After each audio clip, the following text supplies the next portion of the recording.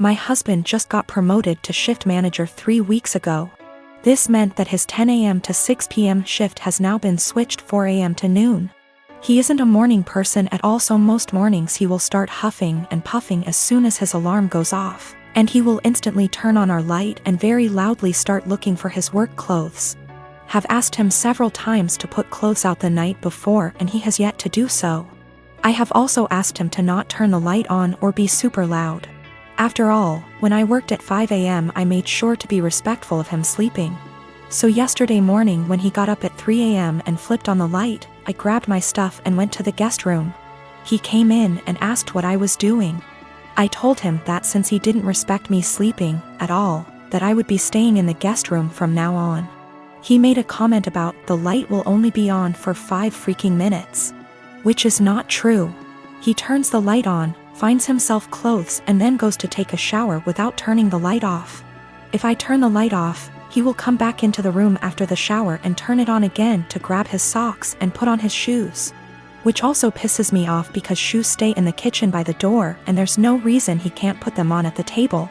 Anyways, instead of understanding, he just got angry.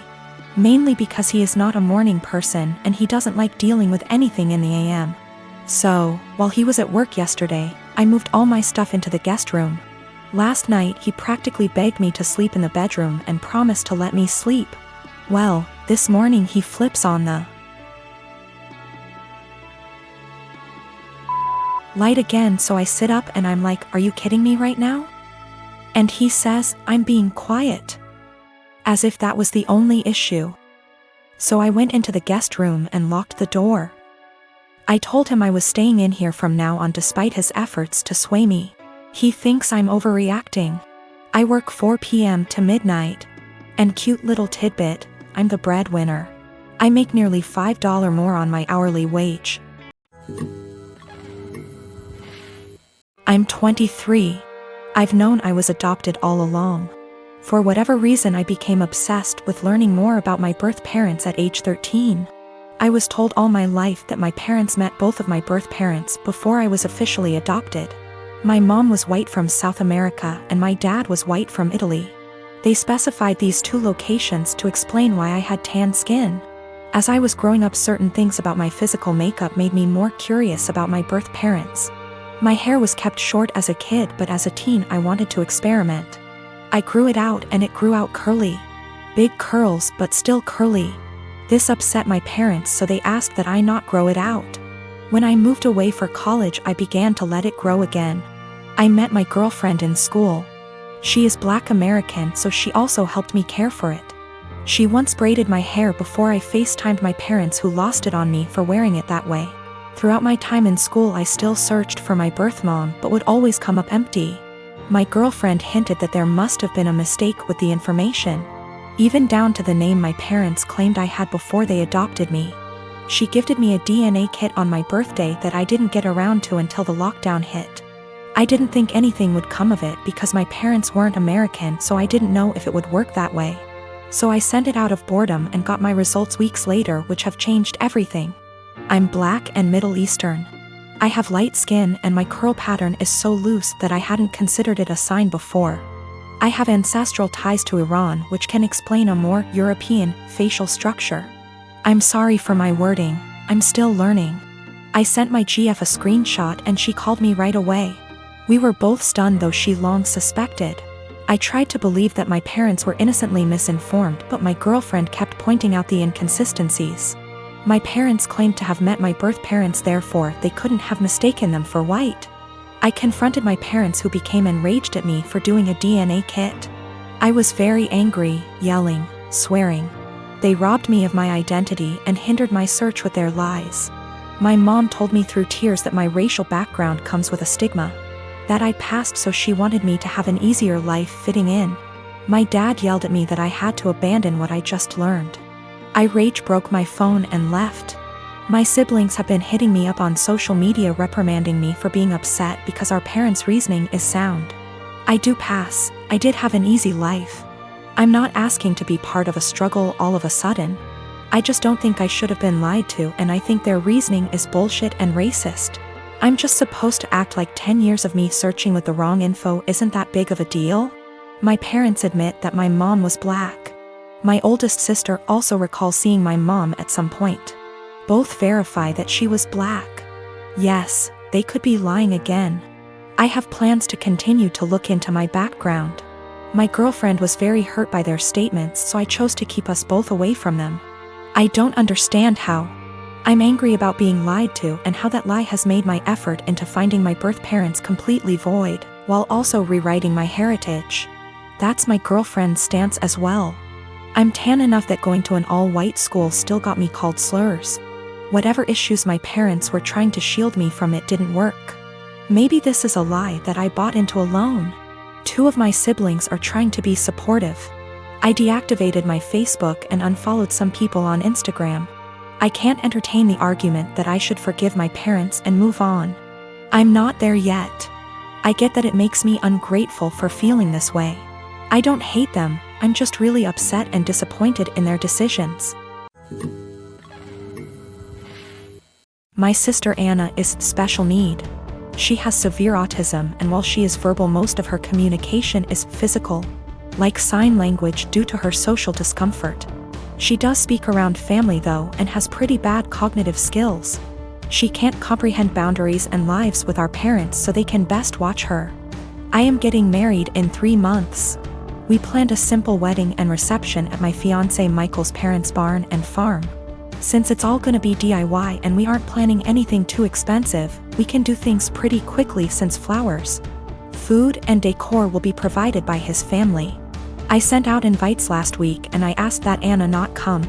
I told my parents I understood that would mean they may not show up, but it was just a heads up. Why no Anna?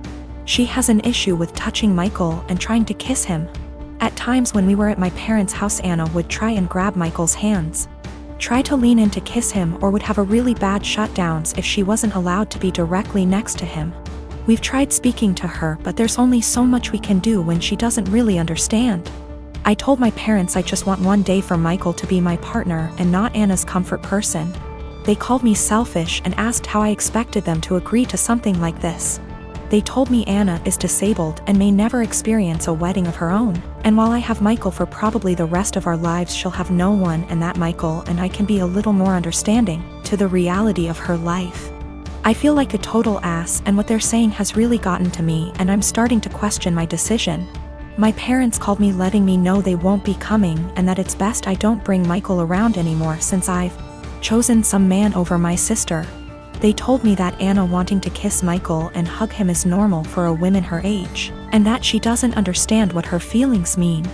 I suggested they try to redirect her during the wedding, but they said Michael is gonna be family to her and he needs to get over it. I suggested they watch the wedding via web, and they said that's not fair and that they deserve to see things in person. I asked if I could pay for someone with proper credentials to watch her that day while they attention, and they asked what I would do when they died, and if I'd pawn her off every time. I dropped the unfortunate truth bomb that I don't want to put any more of my life aside for Anna anymore. I did it up until I turned 18. And that Anna is not my life's responsibility and I won't be her keeper. I assured them I'd pay for her care, but if she's okay doing this to Michael, then I worry for if I ever do choose to have children and what she'd do to them. They said I was sick for suggesting she'd do anything to my future children and hung up on me. They sent a lengthy text telling me not to contact them until I could do the right thing. I'm currently working part-time at a restaurant on my university's campus. I mostly work shifts with this one girl, we'll call her Anna, who is all for the body positivity movement. She embraces her body type and regularly posts inspiring quotes or images on her social media accounts. Personally, I have nothing against this at all. I am also in full support of treating and accepting everyone no matter their body type. However, I do believe that everyone should be healthy, eating right, exercising, taking care of their mental health, etc. Or at least attempting to be. I don't support those who use the body positivity movement as a cloak to shield and justify their unhealthy and damaging behaviors. However, despite being a supporter, Anna regularly comments on my body type. For example, I always bring food for my shifts since I personally think the food there is not the healthiest: burgers, fries, more fried food, etc. Anna will often say things like, "You should eat a burger, you could use a few extra pounds, honey." Or, "You look skinnier than last week. I told you to stop eating salads every day." She'll sometimes even feign concern for me and ask me in private if I was struggling with my weight, and then proceed to tell me that I look way too skinny to be healthy. One time I was changing into my work shirt in the back and Anna saw my stomach and commented that my stomach was starting to look like a man's. I have no idea what that even means, but I doubt it was a compliment. These hypocritical comments have pissed me off. I enjoy eating healthy and cooking my own meals, and I enjoy working out and staying toned. Anna, on the other hand, gorges herself on the food in our restaurant, drinks about 3 cans of Coke per shift, and does not work out. I don't think this is healthy. Finally, during yesterday's shift, this guy I kinda like came in to get some food, and I was super excited to see him. He turned out to be a bit cold towards me, and the whole event was a bit anticlimactic. Oh well. Anna witnessed the whole thing, and after he left, she said, "Maybe he's into Kuvya girls." I basically blew up at her and called her out for all of her hypocrisy. I asked how she could call herself a supporter of body positivity when she regularly shamed my body. Then I told her that she was unhealthy in many ways. I called her out on her eating habits.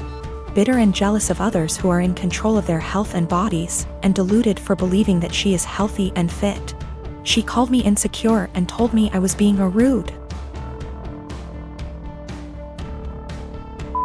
It was reaching the end of our shift, so I clocked out early and left so I didn't have to argue with her more. I was mad for a bit and told one of my best friends.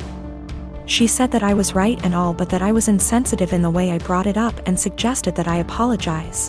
I'm standing my ground but want to hear other opinions as well.